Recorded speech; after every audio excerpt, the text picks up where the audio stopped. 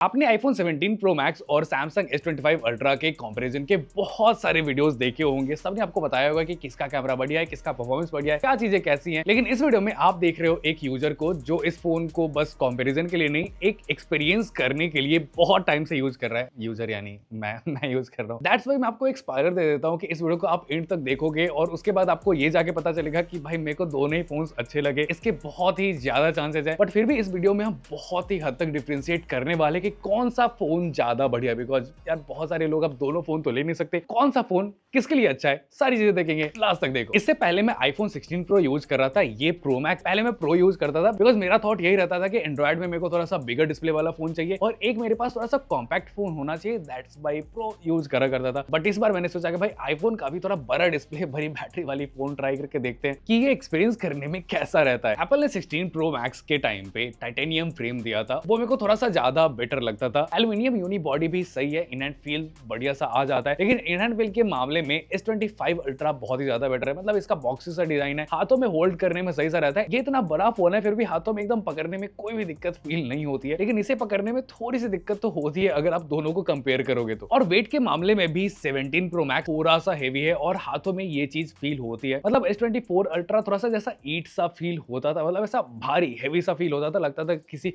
कोई भारी फोन हमने पकड़ के रखा है। और उसके बाद S25 Ultra ये लॉन्च हुआ, ये लगता था कि भाई डमी सा फोन है, इतना हल्का ये फोन हो गया। वो सेम S24 Ultra वाली फील ये वाला फोन दे रहा है। प्लस आईफोन में आपने इंटरनेट पे देखा ही होगा कि भाई स्क्रैचेस वगैरह बहुत ही जल्दी आ रहे हैं। ऑरेंज कलर का आईफोन पिंक कलर का हो जा रहा है। अभी ये ब्लू कलर का कोई और कलर तो नहीं हुआ, ब्लू कलर ही है। इसमें स्क्रैचेस भी अब तक हमें कुछ खास देखने को नहीं मिले, बट एक दो जगह के इसके कलर वगैरह जा चुके, मतलब कहीं कहीं पे डॉट डॉट सा व्हाइट सा दिख रहा है और वहां का कलर गया हुआ है, उसके ऊपर कुछ लगा नहीं है। तो यार डिजाइन के मामले में सैमसंग बहुत ज्यादा बेटर निकल के आता है आईफोन के मुकाबले में। अभी डिस्प्ले की बात करोगे, दोनों ही फोन में आपको 6.9 इंच का डिस्प्ले मिलता है। दोनों के डिस्प्ले के ब्राइटनेस वगैरह भी बिल्कुल सिमिलर है। दोनों ही फोन में एंटी रिफ्लेक्टिव कोटिंग मिलती है। बेसिकली फोन के ऊपर अगर लाइट्स वगैरह आ रहे हैं तो रिफ्लेक्शंस को ये कट आउट करता है और फोन के स्क्रीन के ऊपर आपको रिफ्लेक्शंस कम दिखेंगे। अभी ये चीज दोनों ही फोन में करी गई है। ऐसा माना जाता है कि अगर आईफोन कोई चीज कर रहा है तो वो बहुत अच्छे तरीके से करता है और वो लिटरली सबको बीट कर देता है, लेकिन यहाँ पे एप्पल बहुत पीछे रह गया। 17 Pro Max के स्क्रीन के ऊपर कोटिंग करी गई है। एंटी रिफ्लेक्टिव कोटिंग के मामले में सैमसंग बहुत ही ज्यादा बेटर है। वैसे अगर आप फोन के ऊपर स्क्रीन गार्ड या फिर टेम्पर्ड ग्लास लगाते हो तो इस कोटिंग का वैसे तो कोई मतलब होता नहीं है, बट ये दोनों ही फोन क्लेम करते हैं एंटी रिफ्लेक्टिव कोटिंग, तो इसलिए मैंने आपको दिखा दिया। मैं S25 Ultra को लगभग 1 साल से यूज कर रहा हूं और 17 Pro Max लगभग 1-1.5 महीने हो चुके हैं। परफॉर्मेंस की अगर बात करोगे भाई, दोनों का परफॉर्मेंस में मेरे को कुछ खास डिफरेंस देखने को नहीं मिला। एक फर्क मेरे को देखने को मिला,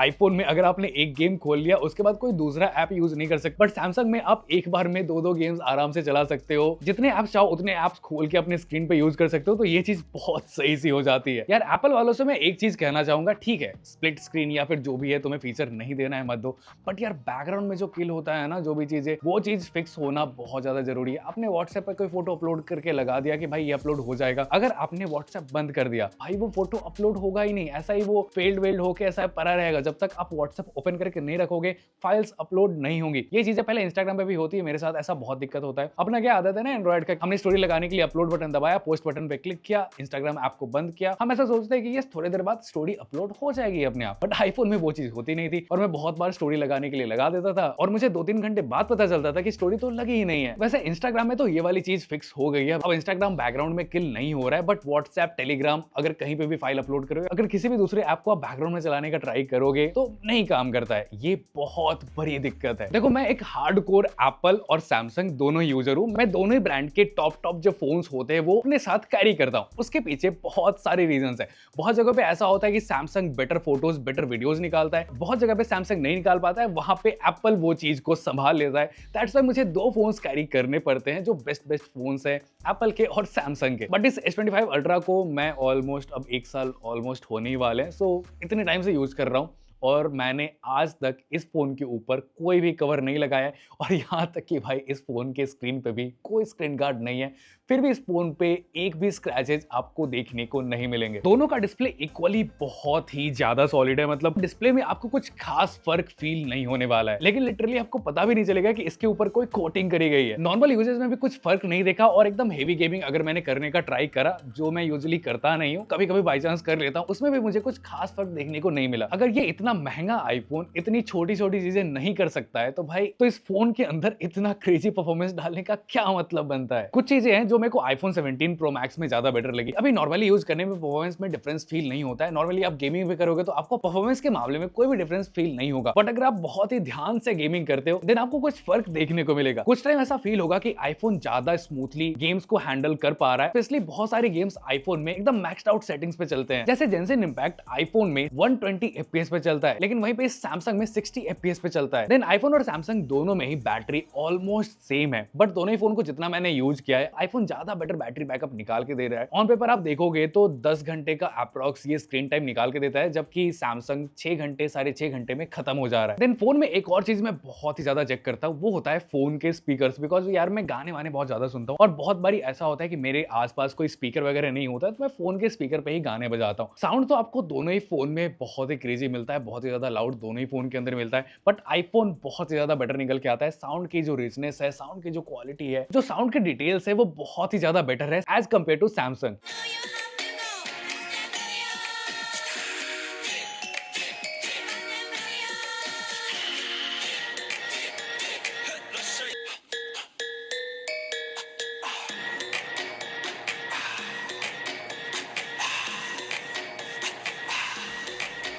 देन कैमरे के मामले में इस बार आईफोन में बहुत ही ज्यादा अपग्रेड्स हैं, बट कुछ चीजें ऐसी है जो बहुत ही ज्यादा खराब है वो मैं आपको आगे बताता हूँ। एक तो आईफोन में 48 मेगापिक्सल 4x टेलीफोटो लेंस आ गया है, और एक बहुत तगड़ी चीज इसमें 18 मेगापिक्सल का स्क्वाड सेंसर लग गया है फ्रंट कैमरे में, जिससे मैं फोन को ऐसा पोर्ट्रेट में पकड़ के लैंडस्केप वाली वीडियोस रिकॉर्ड कर सकता हूँ। अगर किसी को ब्लॉग वगैरह बनाना हो देन ये बहुत ही ज्यादा यूजफुल फीचर हो जाता है। अभी ये वाली चीज तो आ गई, बट सैमसंग में आप कैमरा स्विच कर सकते हो तो ब्लॉग वगैरह के मामले में वो चीज ज्यादा बेटर हो जाती है। और ये जो मैंने फ्रंट कैमरे का बताया उसका सबसे बड़ा दिक्कत पता है क्या है? आप फ्रंट कैमरा यूज कर रहे हो तो आप मस्त इस तरीके से वीडियोस बना रहे हो, बट जैसे आपको बैक कैमरा में स्विच करना होगा आपको फोन को ऐसे रोटेट करना पड़ेगा, एंड ये बहुत ही ज्यादा इरिटेटिंग लगता है। तो कैमरा स्विच हो सकता है, उस वजह से व्लॉग अगर मुझे करना हो तो मैं इस फोन को सेलेक्ट करूंगा। बट आईफोन को सेलेक्ट करने का एक और रीजन है। आईफोन से आप ब्लॉग करते हो या फिर वीडियोस रिकॉर्ड करते हो तो नीचे आपको एक ऑडियो मिक्स का बटन देखने को मिलेगा। इस पे अगर आप क्लिक करते हो देन आप ऑडियो को एडजस्ट कर सकते हो और ऑडियो बहुत ही क्रेजी आ जाती है, एकदम नॉइज वगैरह आप कैंसिल कर सकते हो, और आईफोन बहुत ही ज्यादा बेटर तरीके से कर रहा है। सैमसंग में भी ये वाला फीचर मिल रहा है, बट आईफोन बेटर तरीके से काम करता है। दोनों ही फोन काफी close to natural portrait shots निकाल के दे रहे हैं। आईफोन यहाँ पे थोड़ा सा ज्यादा वार्म साइड चला जाता है, सैमसंग ज्यादा क्लोजर टू नेचुरल रहता है। डिटेल्स आईफोन में ज्यादा आपको मिल जाएगा कि ब्लैक कलर को काफी अच्छे तरीके से कैप्चर करता है। जैसे यहाँ पे मेरे ब्लैक जैकेट और ब्लैक हेयर को देख सकते हो, आईफोन ने बेटर तरीके से कैप्चर करा है। डायनेमिक रेंज सैमसंग का ज्यादा बेटर है। अगेंस्ट सनलाइट वाले शॉट में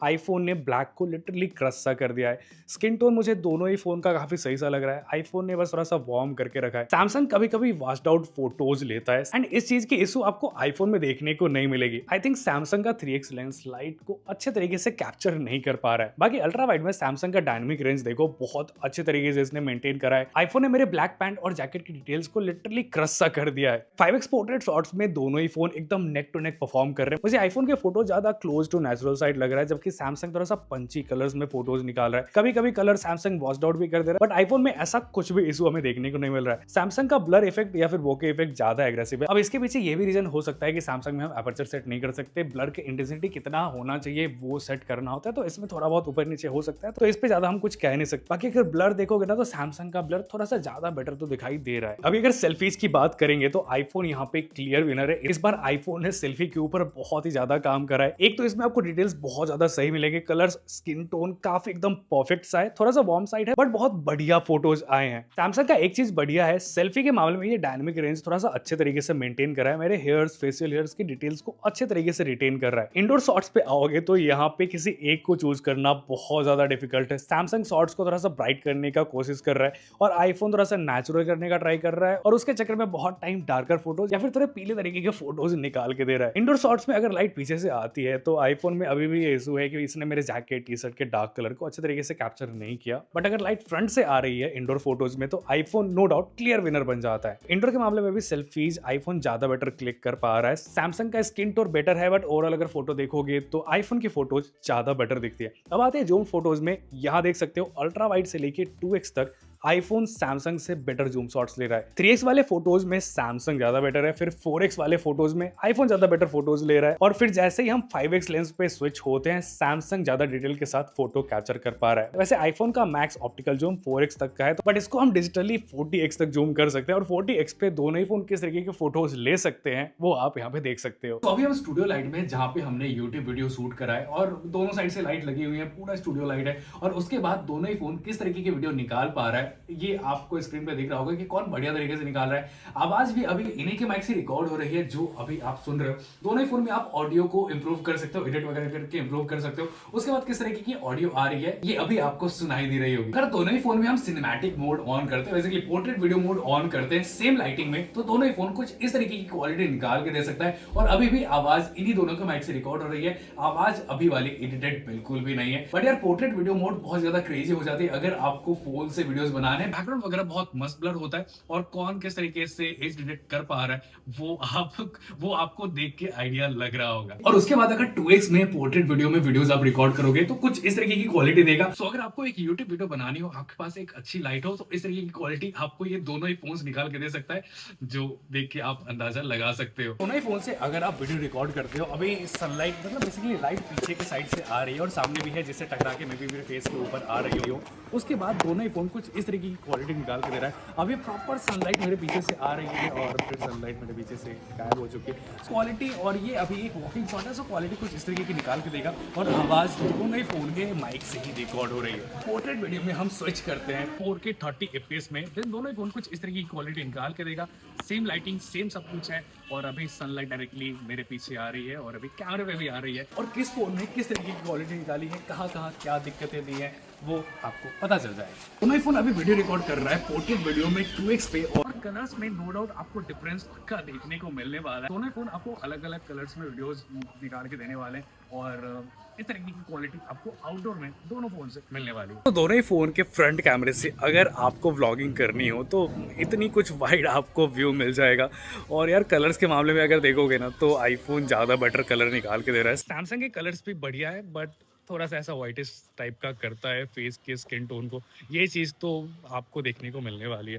अभी अगर फेस के ऊपर डायरेक्ट सनलाइट आती है, अभी पीछे से सनलाइट आ रही है, यही डिफरेंस के बारे में मैंने बात करा था। जैसे सनलाइट आ रही है फेस पूरा वाइटिश टाइप का आ गया। ये वाली चीज आईफोन 16 प्रो तक तो थी, 17 सीरीज में कंप्लीटली इस चीज को फिक्स कर दिया गया है। ये प्रॉपर सनलाइट आ रहा है मेरे फेस के ऊपर, और आईफोन ने फेस को बहुत ज्यादा ऑरेंज सा कर दिया है, बट सैमसंग ने कलर्स को थोड़ा सा मैनेज करके रखा है। ये छोटी छोटी चीजें जो दोनों ही फोन के कलर्स में डिफरेंस दिखाती है, बट नो डाउट क्वालिटी के मामले में आईफोन ज्यादा बेटर निकल के आता है। वहीं पे अगर आप सिनेमैटिक मोड ऑन कर लेते हो, 4K 30 fps में सिनेमैटिक मोड में भी वीडियोस आप बना सकते हो, फिर भी क्वालिटी भाई बहुत ज्यादा क्रेजी दोनों ही फोन को निकाल के दे रहा है। यहाँ पे मेरे को लग रहा है कि आईफोन फ्रंट कैमरे के मामले में थोड़ा सा ज्यादा वाइड है। अभी दोनों ही फोन से मैं लैंडस्केप मोड में वीडियोस बना रहा हूँ, और यहाँ पे नो डाउट आप आईफोन को विनर बोलो भाई। लिटरली 17 प्रो का फ्रंट कैमरा बहुत ही ज्यादा बेटर हो चुका है, और सिनेमैटिक मोड के अंदर भी ये वाली प्रॉब्लम आपको देखने को मिलेगी सैमसंग में, लेकिन आईफोन में ये वाली चीज कंप्लीटली फिक्स हो चुकी है।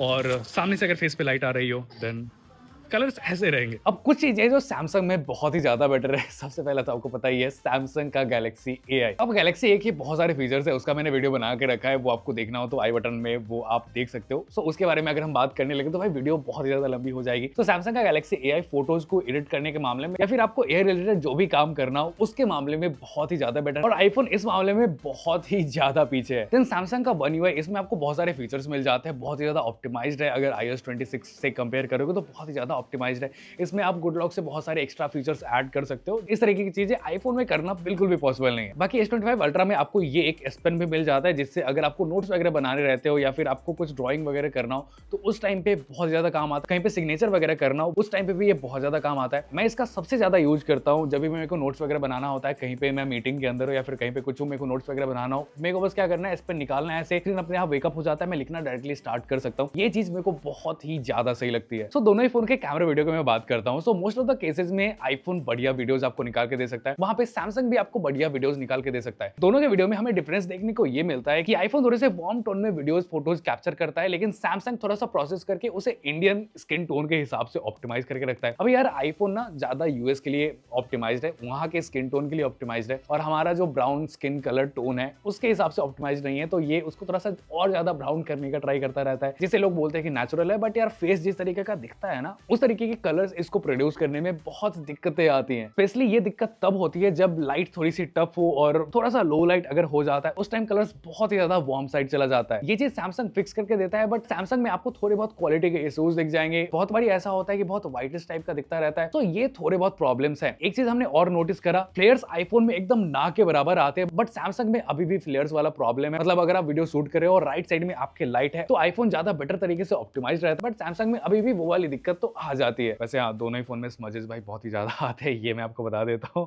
सो कवर वगैरह आई थिंक लगा के आपको यूज करना पड़ेगा, बट मैं यार लगा के यूज नहीं करता, दैट्स वाई अब तक यार मैंने लिटरली इसके ऊपर ना कोई कवर लगाया ना स्क्रीन गार्ड, और फिर भी फोन इतना सही है। स्क्रीन पे थोड़े बहुत स्क्रैचेज आ गए, बट बहुत ही माइनर से स्क्रैचेज है, और मेरे को लगता है ये मैंने कीज वगैरह कुछ रखा होगा, उसी के बाद ये स्क्रैचेज आए हैं।